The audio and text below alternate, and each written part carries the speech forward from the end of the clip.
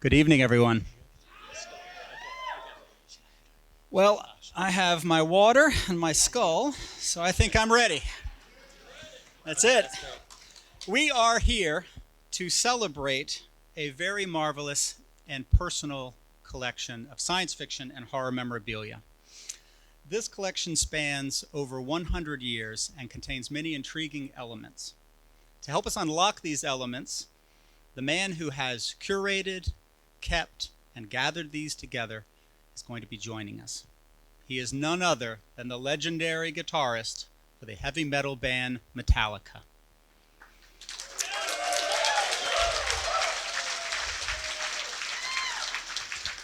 He is very excited to share this collection with you. Please join me in welcoming to the stage the very scary Kirk Hammett.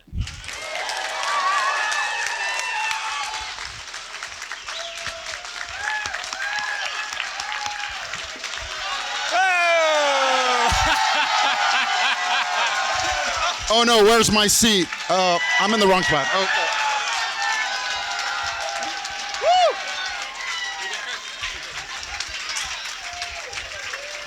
Haha. Cheers, everyone. I hope you like that little joke that we just played on you. That was Rob, by the way.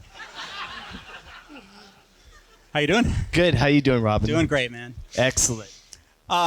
Taking a look at the extent and depth of this fantastic collection, it's clear that you've been doing this for a long time.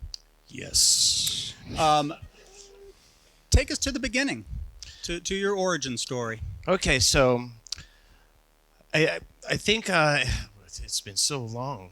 I started watching horror movies when I was 5 years old.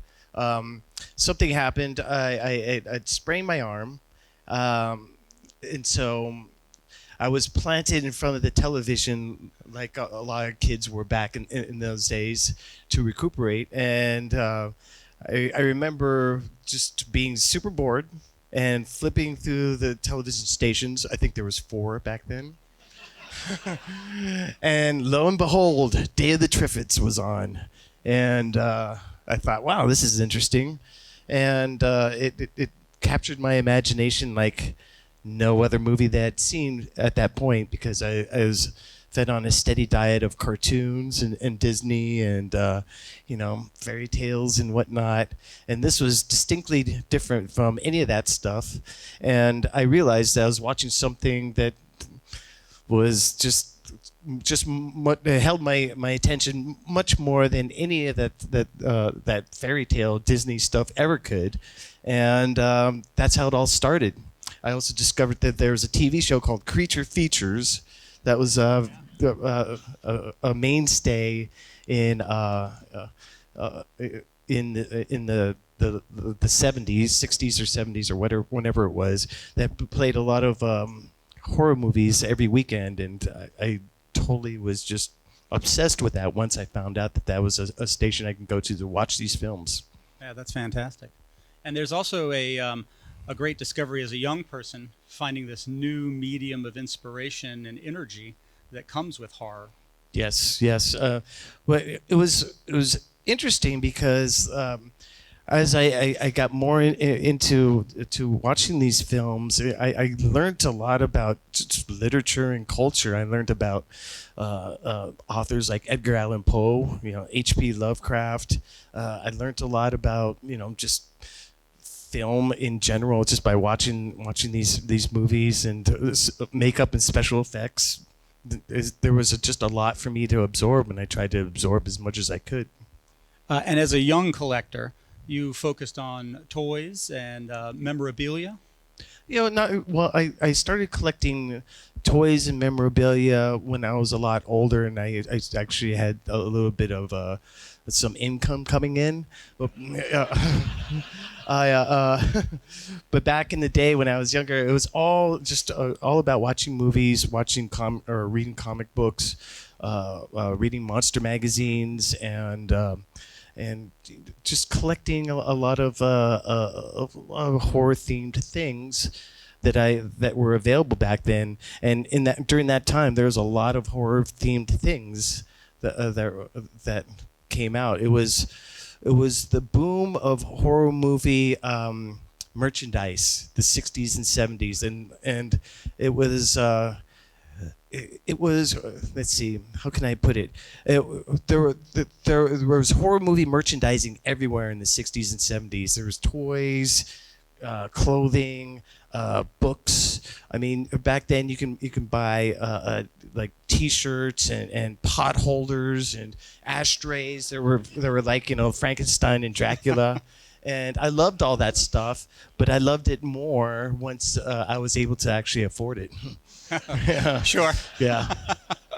I should mention the museum respectfully asks people not to video or take pictures, and please turn your cell phones off. Thank you for that. Well, a theme that I've always been fascinated with especially early horror films, are the monsters as outsiders. Something that I think a lot of young people can identify with. Speak a little bit about your attraction to that.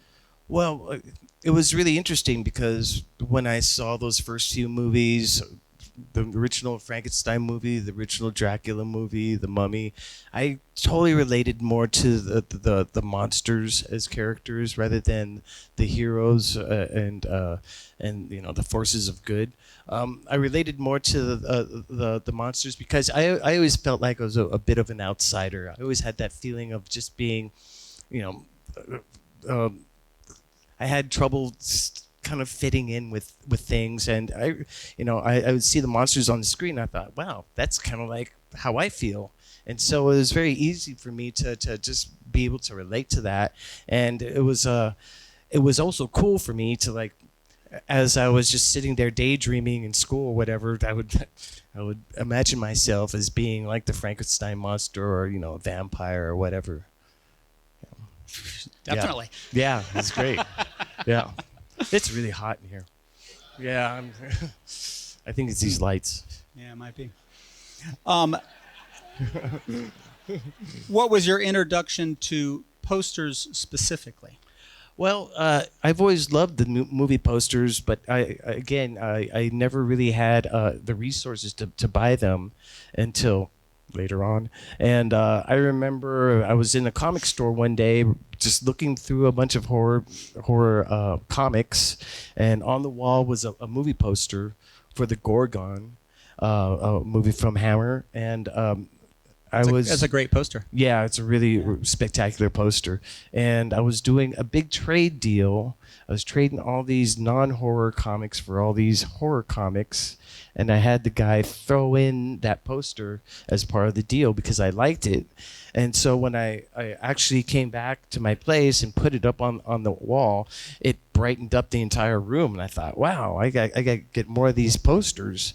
And that's how it all started. That's how it starts. That's how it all started. And I discovered that a lot of the stuff from the original horror movies from the 20s, 30s, and 40s were somewhat available, but you had to really, really track down the people who had the stuff. And back then, it was a very, very small network of people who collected this stuff and dealt with this stuff. And so it took me a while to find where all these various movie posters were sitting, and they were all over the country, all over the world, actually.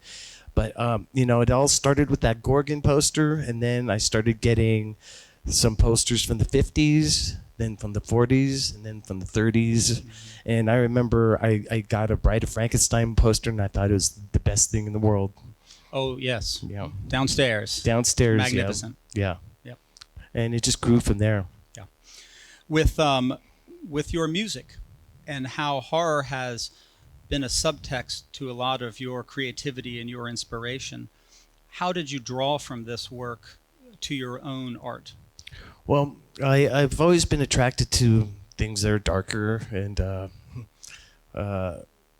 that feeling of mysteriousness, the unknown, the unpredictability of a lot of these stories, and that's what I like in music too. I like dark, unpredictable music, and so these movies, when I first started playing guitar, I would sit there with my guitar while watching these movies, and music would come out of my fingers when I was watching these movies, and up to this day, I still watch horror movies, and I get ideas of different scenarios that I try to transform into music. But yeah, it's really funny because I dropped my guitar pick. I I've always written really dark, minor sounding things. I try to write happy sounding music, and I just can't. I cannot do it. Thank you. I cannot do it. And I realized it's just only a few months ago. It's from watching too many horror movies and trying to capture the feeling that I get when I watch these movies. And it's a great feeling for me. I feel totally like overjoyed by watching these films, and I know that's a bit of a dichotomy, but it's just how it is. And there was a time when I would watch silent horror movies like Nosferatu, Cabinet of Dr. Caligari, a lot of this stuff that doesn't have soundtracks, and just add my own soundtrack. I wish you'd do that maybe Monday night if you stay another day. Quite possible. Well, these posters evoke so much emotion, and there's so much energy, and the graphic design really draws you in and captures you. And I think that I hear a lot of parallels with the music you've done for your whole career based on this. Yes. Is there a poster in particular that you keep on returning to? Well, there are. The posters from the 30s are particularly inspiring to me. I don't know if it's just the graphic itself. I don't know if it's the movie itself or just the feeling I get when I look at these posters. But I've spent a long amount of time with my guitar in the midst of these posters, just playing music and getting continuously inspired by this stuff. And I use it as a source of inspiration. Of course, I'm missing my collection because it's here right now in Colombia. But we're gonna take good care of it. Yeah, I hope so. I know so. But horror movies in general, they're inspiring to me, just like great pieces of art are inspiring to other people. I mean, I see this stuff as just great pieces of art. Mm-hmm. Looking downstairs, there are a few pieces that really speak out to me.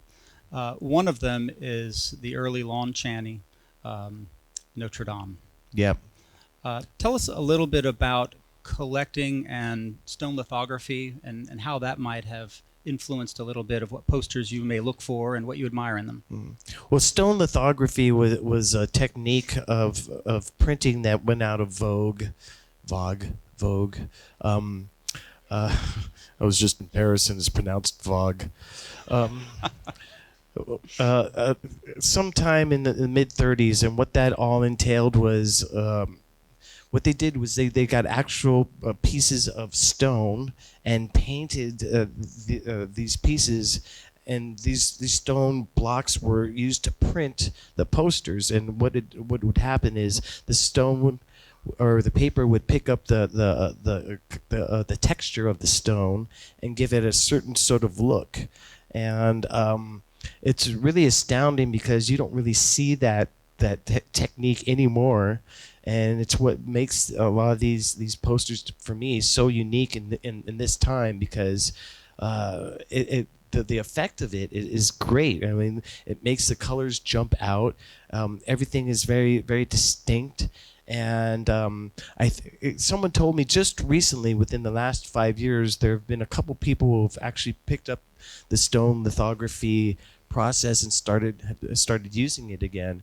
But yeah, it was used a lot for printing these posters up until yeah, about the 30s, and then the printing process got more advanced, and more like how printing is done now.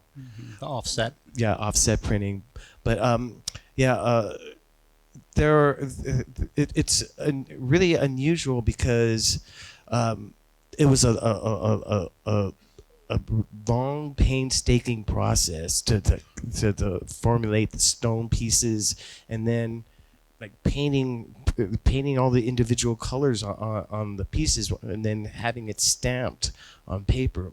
And if you look up closely to these posters and get like this close to it, you can see the lines and the texture on the poster, and it's a very cool technique.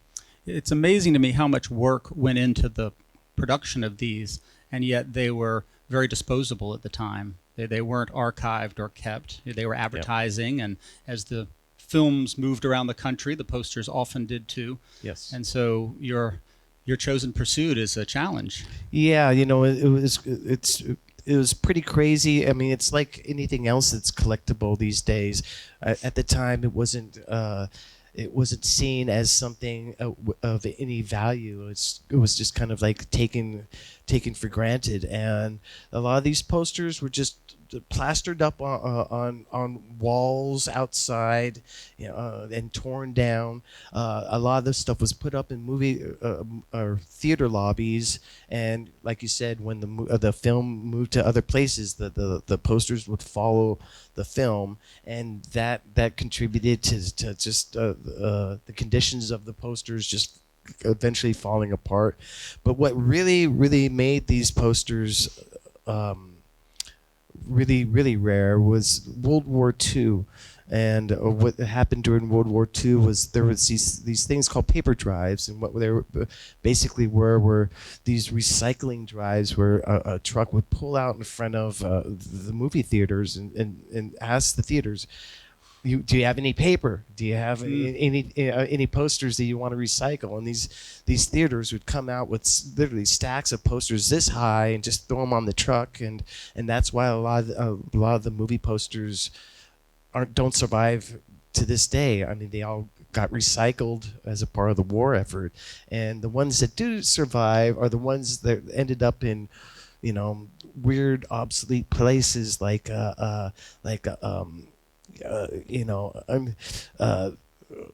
hidden in walls or hidden in floors or folded up and put it into like suitcases and forgotten about, or just Or Australia. or Australia or Iran, Iraq, or Sweden, American posters. Kind of the end of the line for the film's life. Yeah, exactly. And just put down and forgotten about until X amount of years later they're discovered, and I get a phone call. Yeah, lucky me. Lucky them. Yeah. Moving from The Hunchback of Notre Dame in 1924, let's take a look at a very beautiful piece from 31, and this is going to be Dracula. Yes. And I believe this one is so illustrative of, eyes, and how so many of these designers and Universal Pictures really wanted folks to be captured. There was no YouTube trailers. This was the medium by which all film was. Yeah. Well, it's really interesting because in this particular point in movie history, the most popular type of film from like the mid-20s to up until the mid-40s were romance movies, and so a lot of these posters from that era had an element of romanticism involved in the design of them, and a lot of the plots to the movies usually had some sort of like love interest as a subplot.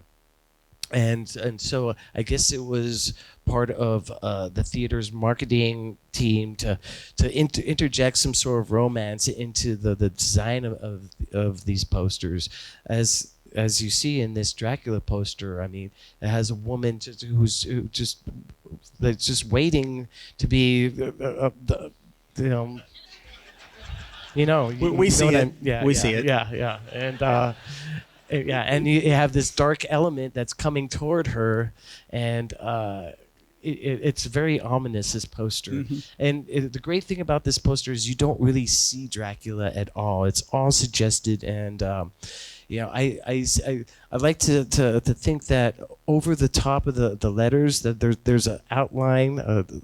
I'd like to think that's some sort of demonic presence that is behind those eyes. The looming threat. Yeah, absolutely. And all very, very subtle and suggestive. Next, we have a very famous poster, especially for you.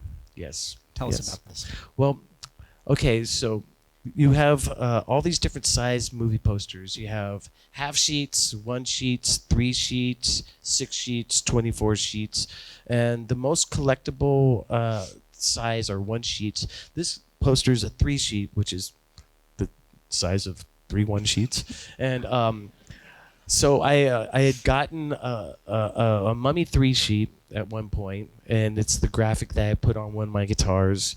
And I remember looking at it going, I can't believe that this poster exists. And after I got that poster, for years and years and years, I would just daydream about how great it would be to have a Frankenstein 3 sheet. And then about 5 years ago, I got a phone call saying, guess what was found? And I said, I don't know. What? Tell me. And they said, a Frankenstein 3 sheet. And I thought, oh my God. And I asked, where was it? How was it found? Because there's always an interesting story as to how this stuff was located. And so this particular poster was found in a boarded up projection booth in a theater. It was a projection booth that someone just forgot about. It was, and so when they were just going through the theater and cleaning it up, they unboarded this boarded off room, and on that wall was that poster, and in such perfect shape. Yeah, I mean it's crazy because that's just like finding gold, or discovering, something of like a fine piece of art, like a Rembrandt or something. Well, not like a Rembrandt, but you know what I mean. Much better than a Rembrandt. Yeah, totally. And I couldn't believe it. I couldn't believe that it actually existed, and it was the one poster that I just really just wished to be, and there it was. And I acquired it, and I was a very happy soul. Now, Kirk, is this the only one of its kind? Yes, there are a few pieces that are one of a kind, museum pieces, and that's one of them. The Mummy 3 sheet is another one of them. The Nosferatu poster is another one of them. From Portugal or Spain? From Spain. Spain. Yeah, and it's amazing because in this hobby, you never know what is going to be found and what's going to be discovered. And when something is discovered, it is such news in the hobby. It just spreads like wildfire. People call me up saying, do you know what was found? Blah, blah, blah, blah, blah. I'm like, oh my God, that's amazing. Blah, blah, blah, blah, blah. And it sends shockwaves through the hobby, and everyone gets really excited. And just the discovery of it is just such monumental news. Just to know that piece has survived it's mind blowing. It's beautiful. Yeah. 1 year later, we have the piece you referenced earlier, which is very beautiful. Yes. Yeah. Is this one hard to find? That one's hard to find. Yes, very hard to find. I struggled to get a copy of this, and once I finally did, I was very, very happy about it. This is one of 2 styles that I have. The other style is on the 1 sheet and the 3 sheet, and that's the graphic that ended up on my guitar. This is the alternative graphic, and one of these days I'm going to put that on a guitar too because I just love it. Yeah. It's a lot of guitars. Yeah, I can only play one at a time. I know. Kind of moving off of the golden age into the 1940s. Actually, before I say that, something that I've always admired and am a little envious of were what the theaters were doing to entice people to come in.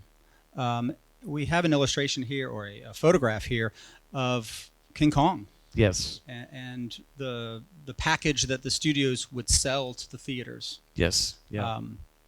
How hard was it to find a King Kong that you did? Well, that standee is what it was discovered. It was mind blowing to everyone in the hobby. Wow, a King Kong standee actually has survived and has stood all the ravages of time to come to now. And what's interesting about it is, if you look at the picture, a lot of this stuff that was on display, after they were done with it, they either moved it on or it went into the trash. And also, a lot of the times they would get the movie posters themselves and cut the images out of the posters and put them strategically all around the movie theater, and that kind of contributed to the loss of a lot of movie posters, because after they were done with it, it would be just like scraps and they would just throw it away. But if you look at this, I mean, I can see like 3 King Kong standees right there in this display, and it's mind-blowing for me to just know that maybe the one I have might be one in the picture. Yeah. I don't know. Yeah. You know, I'm hopeful. Are there many people who pursue these pieces? Yes, there are, and it's interesting because a lot of collectors like to keep it to themselves. I mean, this hobby is really, really funny, and the collectors are very eccentric.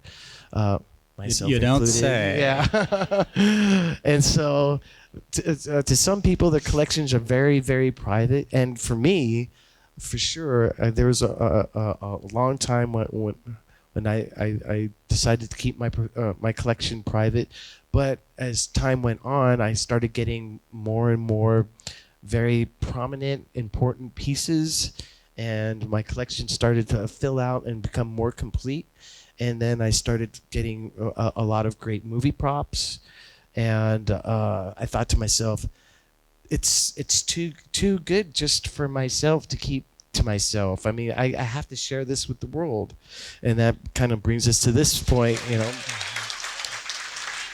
Because I know there are people out there who love this stuff just as much as I do, and would appreciate it just as much as I do. And so for me, it's been so great to be able to put out a book filled with all the best parts of my collection. And as a result of sharing this with people, a lot of great opportunities have come in the wake of it, like being on the stage talking to you, Robin. Oh, that's very generous. And now a lot of times people come to me and say, "Hey, I got this great poster. I know you're gonna love it."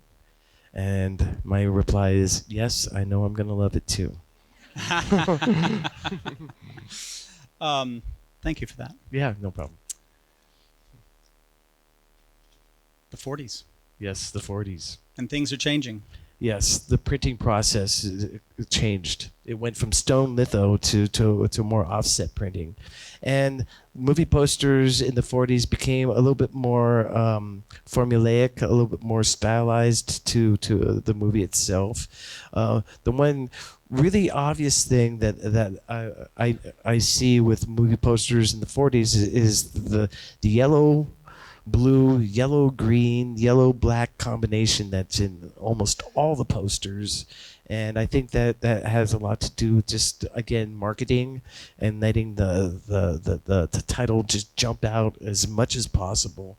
And you know, for me, all the movie posters in the 40s have a very kind of like consistent look to them. You put all the 40s movie posters in a row, and they all just have similar elements. That's not a bad thing, but compared to how individual each poster looks from the 30s, I mean, you can definitely tell that the same team of people were designing these posters for sure. And there's a mustache theme in this one that yeah. Yes, very true. Yes. We're skipping ahead to the 1950s. Yeah, and the 1950s were some of the most funnest times for horror and sci-fi movies for sure, because things went from like really really serious to really really not serious. And a lot of the times, a lot of these studios would come up with a title to the movie, and then they would write the story and design the poster, or they'd come up with the title and the poster and then write the story. I love it. Yeah, you know, it's whatever works. You know, as a reflection of the times, I think this poster in particular speaks a lot to the brand new atomic age. Oh yeah, absolutely. And some uncertainty and destruction. Yes. We have people, instead of in alluring lingerie, now with terror on their faces. Yes. Have you looked at your timeline of posters as a study of the evolution of us? Yeah, I mean, definitely the movie posters acted as some sort of like cultural barometer for what the zeitgeist of the moment was. And when I look at this poster, is, you know, the title "When Worlds Collide." I mean, when I think of about what was happening, the public sort of opinion or what was going on at that time was there was a big communist threat, you know, if you take that title "When Worlds Collide," you could take and use it as an analogy of like the communist threat versus Western civilization. Now those were two different worlds, and they were colliding. There was a real fear of atomic war, and it reflects in a lot of these posters. I mean, Godzilla. The whole premise of that was Godzilla was the result of the atomic bombs that were dropped on man's folly. Yeah, Hiroshima and Nagasaki. Yeah, absolutely. Yeah, and while this poster doesn't necessarily illustrate it, there is a lot of work from the 50s that speaks to McCarthyism and the censorship. Yes, absolutely. Censorship of all kinds, cultural, across the board. There was all sorts of changes and political changes, and these posters definitely reflect that. Well, this might be a little bit of a change. Yes, Barbarella. Yes, yeah, and Robert McGinnis. Yeah, a wonderful illustrator. Yeah, absolutely. Yeah, the artwork to this film is phenomenal, and I think at one point this artwork became available, but I was in the wrong place at the wrong time.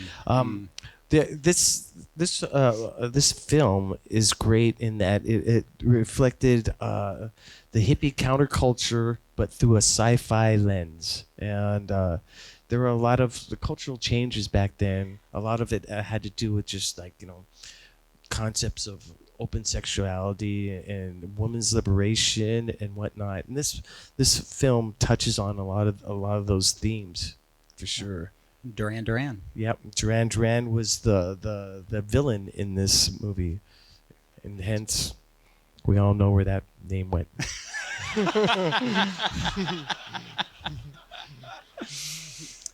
Oh boy. Yeah. Up. Am I? There we are. Yes. I mean, it's hard to beat this. Yeah. What was spectacular about this film is that it was gothic horror put into space. It wasn't really a sci-fi film per se. It was gothic horror in a sci-fi sort of setting, and so this film was very, very unique in that way. Also, a little footnote is that it was copied from a movie called It: The Terror from Beyond Space, which is a film with a similar premise, but more sci-fi than gothic. And I mean, this movie had so much going for it. Another thing that made this movie so spectacular was H.R. Giger, and his artwork at that time was not well known, and his artwork is very gothic in feel, and so it really accentuated the feel of this film. Very much. Yeah, I mean, when I first saw the alien, I thought that was such an original design. No one had seen an alien looking like that ever. It was very believable. Yeah, very, very believable. I mean, it took the concept of little green men and just blew it out of the ocean. Yeah, absolutely. Another theme that I think this poster illustrates well is the use of yellow and black. Yes. And the starkness of how that can really capture the eye. Yes, yeah, absolutely. And another thing about this movie is you really do feel like you're in space. I mean, there's big pockets of absolute silence where it feels like the time is moving very, very slow, as I imagine it probably would be when you're out in space, all alone, being chased by a 10-foot alien. I don't know why, but I was a little surprised to find such contemporary work in your collection. I shouldn't have been, but I was. What draws you to a piece of artwork now? If you see a film, do you want to maybe get the poster because it's an attachment to that piece of work that you liked? Yeah, I definitely am attracted to the movie poster if I really, really love the film. But there's been times where I've liked the poster much more than the film itself. Like the 1950s. Pardon? Some of the 50s films yeah, absolutely. might have better posters. Yeah. Okay, The Wasp Woman is a great poster, but the film, yeah, sometimes I just look at the poster and just reimagine my own story. It's a good thing. Yeah. Kirk, what kind of films scare you now? Well, most films still get to me. I still get really, really scared. I have no tolerance.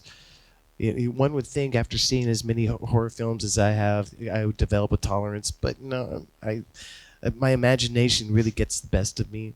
What I really like these days is this whole trend toward folklore and cultural legends. There are a lot of films now that are based around witches and witchcraft and weird religious cults that are not cults, but religious beliefs that have been around for 100 years or so. They're very prominent to like different countries or different pockets of people doing weird things that they've been doing for hundreds and hundreds of years. And there's been a plethora of those type of films. I think the very first kind of film that was made that was similar to that was The Wicker Man, the Hammer film from the 70s, and so not the modern Wicker Man. Well, no, not the modern Wicker Man. The first one, yes, first one's very, very believable. But now you have these films like Midsommar, which is great. The Witch, which is great. All the way to films like Troll Lord, which is about trolls, but you wouldn't think that it would be as frightening as it ended up being. Huh. And there's another Norwegian film I like a lot called The Border. And I can't spoil that for you guys. You have to just run out and see it. It's an amazing film, and it goes along those lines of just unique subcultures just lying around the world, and these films being made about these unique subcultures and kind of spinning a horrific theme on them. And it's great stuff. It's very original and it's unpredictable and super refreshing. I love zombies, but they're just overdone these days. We need a break. Yeah, I need a break, definitely. When you have given your precious work out there? Sure. Of course. Technical difficulties. When you've got your work in a museum setting and you've given it to the public for all of us to enjoy, oh, that was kind of cute. What are your hopes? Yes, no, that's right.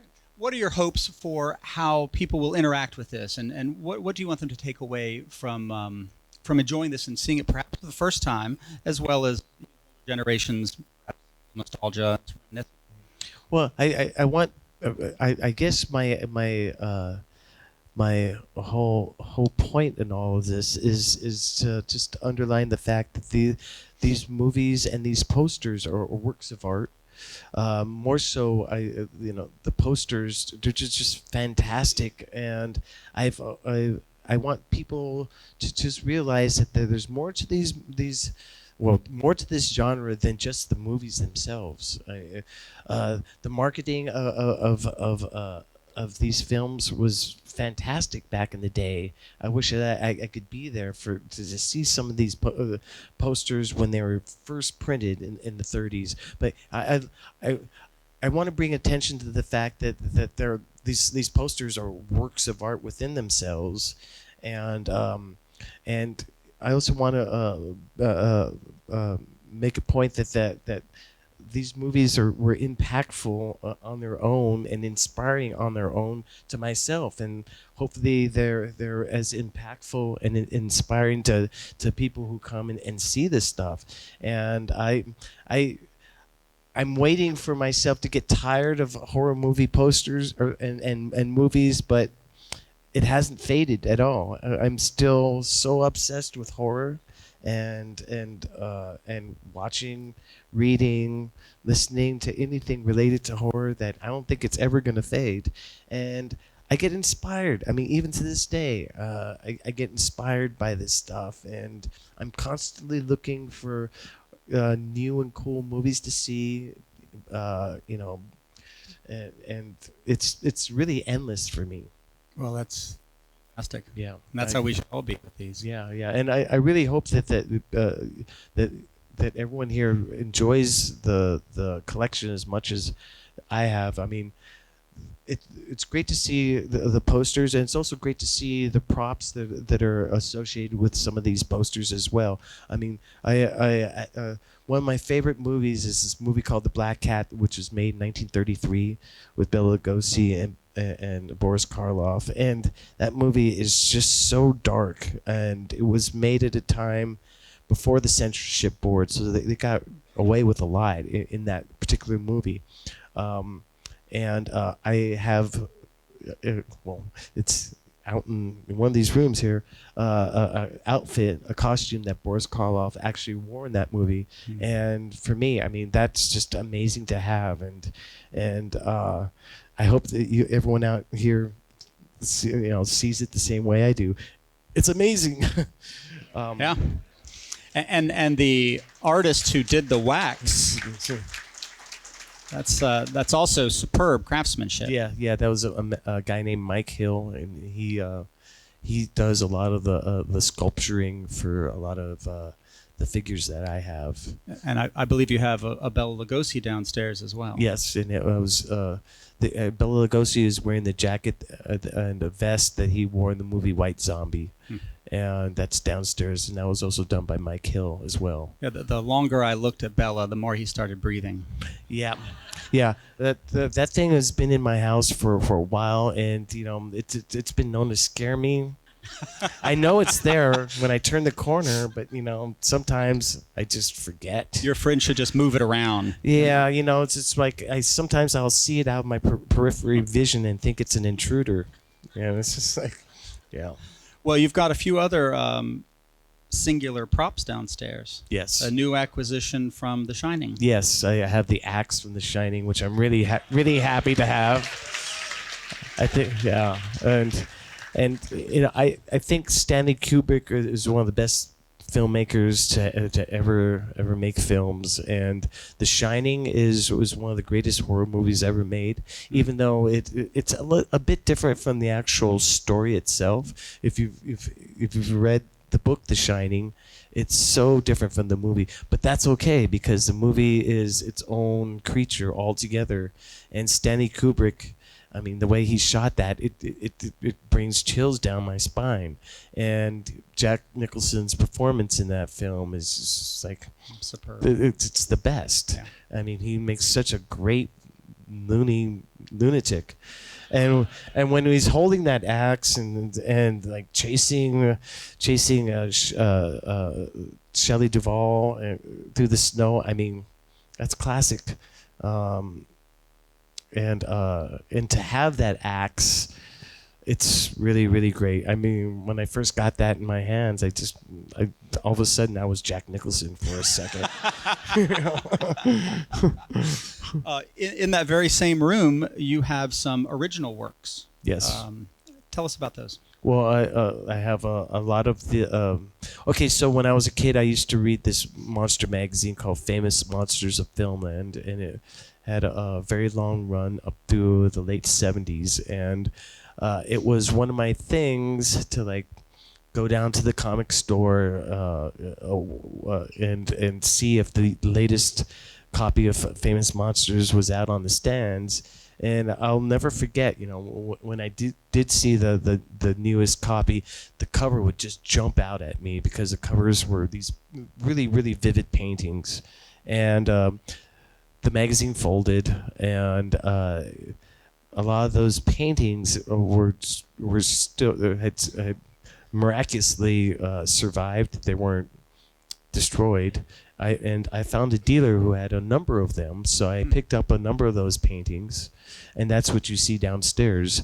Also, I'm a big fan of Frank Frazetta, and I read a lot of those Conan books when I was a kid, and a lot of those Conan paperbacks had Frank Frazetta paintings right on the cover, and so when the opportunity came to acquire some of those Frazetta paintings, I went for it, and I actually became friends with Frank Frazetta and his wife Ellie, and visited him a few times, and worked out a deal at one point to get what I think is one of his masterpieces, a piece called The Berserker, which is downstairs. Mm-hmm. Yeah, it's really, really phenomenal piece. A lot of people know Frank Frazetta as the guy who did the Molly Hatchet albums, and yes, he was that guy.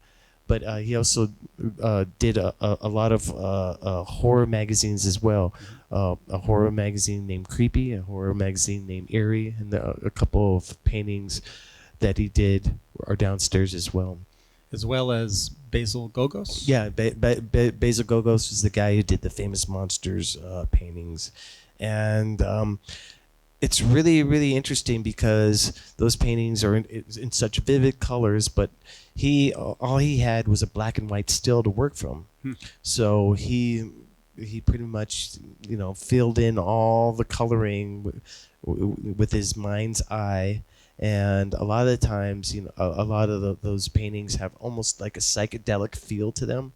And the ones that do have that kind of like weird psychedelic feel, what Basil would do was he would imagine it with three different colored lights on the subject, which I thought was a brilliant idea, working from a black and white still.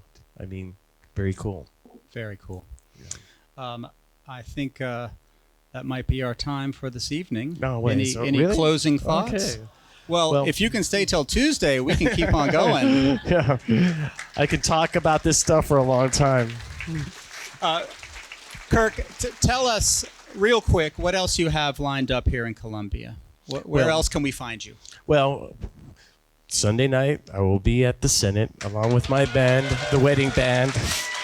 Yep, and we're going to be having some fun playing some cover tunes. And at one point, the stage clears for the Wah Off, which is an event that's been a year in the making.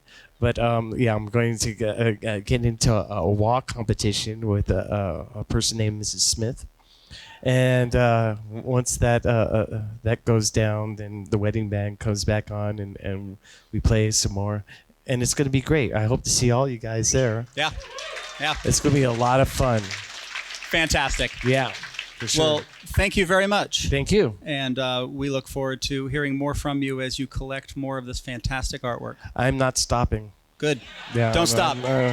Straight stop. on. Thank you, Kurt. Thank you. Cheers. Thanks.